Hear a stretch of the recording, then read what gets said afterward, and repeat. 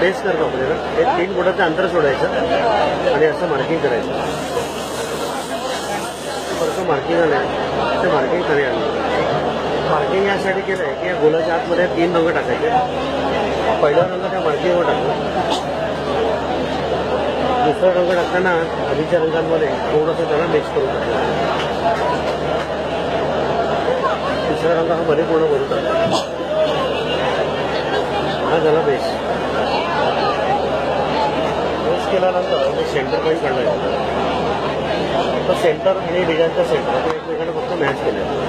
आता जाळीवरती पांढरा, पिवळा आणि पोपटी हे रंग फिक्स आहेत. डिझाईन कोणताही असलं तरी लाईट कलर असल्यामुळे हे बेसला वापरायचे नाही.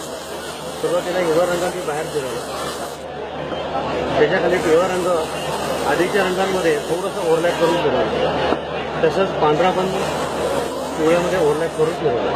आता शेवटी पिवळा रंग पांढऱ्यात मिक्स करायचा आणि डिझाईन हळूहळू हे पूर्ण करायचं. ठीक आहे. आता जे रंग आपण खाली टाकले होते ना त्या रंगांवरती सगळं डिझाईन हे तयार. ही पूर्ण प्रोसेस यात दिलेली आहे. रंग कोणते खाली टाकायचे कोणते